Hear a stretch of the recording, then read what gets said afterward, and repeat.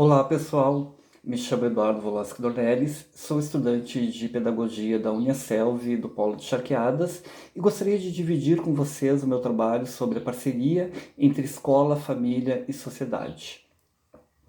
A educação, direito de todos e dever do Estado e da família, será promovida e incentivada com a colaboração da sociedade. É o que diz o artigo 205 da Constituição Federal, na abertura do belíssimo capítulo que trata da educação em nosso país. Além de nos lembrar que a educação é um direito social de todos os brasileiros, o texto afirma que ela deve ser promovida em parceria entre Estado, a família e a sociedade, com o objetivo de promover o pleno desenvolvimento da pessoa, seu preparo para a cidadania e sua qualificação para o trabalho, ainda conforme o texto de nossa lei. A parceria entre a família, escola e sociedade é um dos principais elementos para o sucesso da educação. É comum acreditar que cada um deva cumprir seu papel separadamente. No entanto, os pais e a instituição de ensino devem estar em constante sintonia, tendo como objetivo final o pleno desenvolvimento do educando, tornando o indivíduo capaz de exercer plenamente sua cidadania. Diferentes motivos levam a essa separação. Os pais deixam de se envolver no ambiente escolar e nas atividades e estratégias pedagógicas que envolvem a sua participação. Por outro lado, a família não sente que as suas demandas sejam acolhidas pelos gestores escolares. Uma das formas de reverter esse cenário é compreender que a educação não é responsabilidade restrita da escola, assim como não está confinada aos muros da instituição. A sociedade como um todo, a escola, a família e outros ambientes estão envolvidos no desenvolvimento humano. A pedagogia científica de Montessori explica que educar não é tarefa simplesmente da escola. Educar é tarefa coletiva da família, da escola, dos amigos, da comunidade que estamos inseridos. A nossa sociedade, acomodada em terceirizar as crianças, com babás, escola e banca, criou esse abismo entre escola e família, criou essa dualidade entre aprendizado e prazer. Quando falamos em educação, podemos salientar essas duas instituições de extrema importância nesse processo, família e escola, com o objetivo único de conduzir a criança corretamente para que se torne um adulto responsável com um futuro próspero, contribuindo assim para a sociedade. Nessa perspectiva, a família tem um papel de extrema relevância na aprendizagem da criança, pois está fortemente ligada ao papel da escola. Hoje, a aproximação da instituição educativa com a família incita-nos a repensar a especificidade de ambas no desenvolvimento do educando. São ainda muitos os discursos sobre o tema que tratam a família de modo contraditório, considerando-a ora como um refúgio da criança, ora uma ameaça ao seu pleno desenvolvimento. Sendo a família, assim, é a primeira educadora da criança, responsável pelos primeiros passos dados por ela. Segundo Zimanski, é na família que a criança encontra os primeiros outros e, por meio deles, aprende os modos de existir. Seu mundo adquire significado e ela começa a constituir-se como sujeito. Isso não quer dizer que a escola não possa ensinar valores morais e sociais, mas a escola, além desses ensinamentos, possui outras especificidades, que são a obrigação de ensinar e bem conteúdos específicos de áreas do saber, escolhidos como sendo fundamentais para a instrução de novas gerações.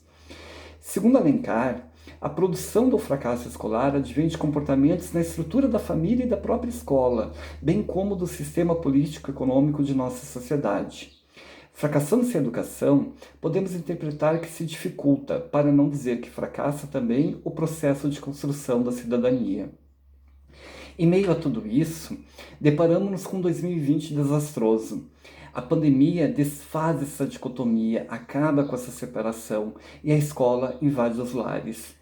Pais, professores, bem como a sociedade em geral, se veem obrigados a permanecerem em casa sob o risco de colocarem-se em perigo, bem como a quem amam.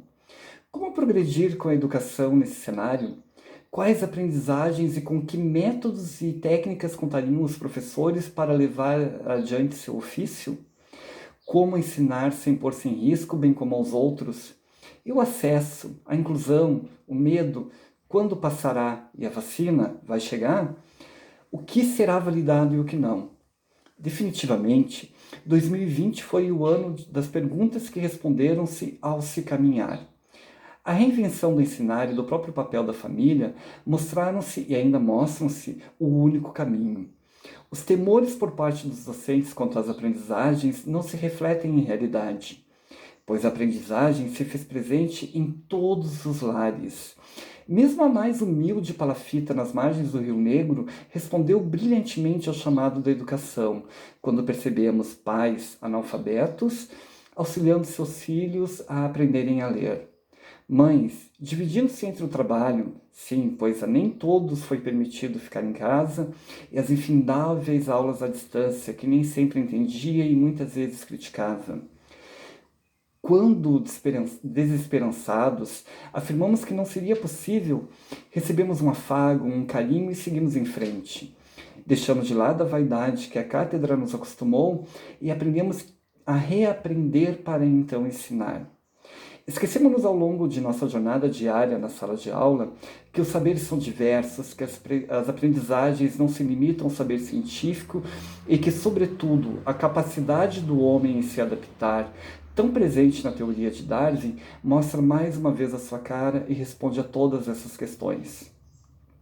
A BNCC, que estaria em plena implementação neste ano, lembra ao educador que o importante é desenvolver habilidades a fim de se alcançar competências dentro de uma aprendizagem que tenha significado.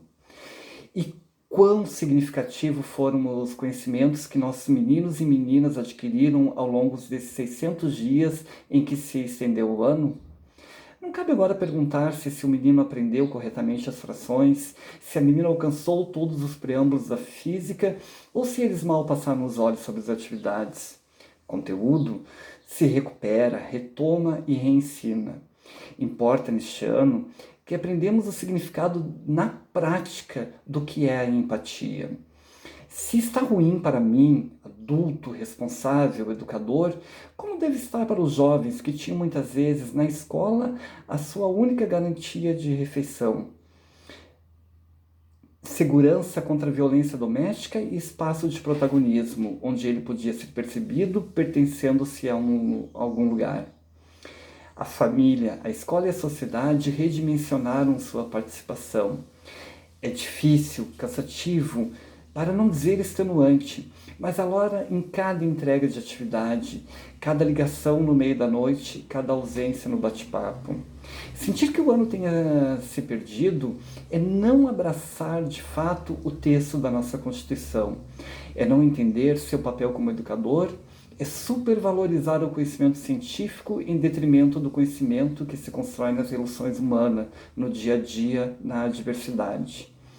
Fica-nos a esperança desse novo olhar para as nossas crianças, a vontade de que tudo passe logo e saiamos fortalecidos em uma relação de maior apoio entre família, escola e sociedade.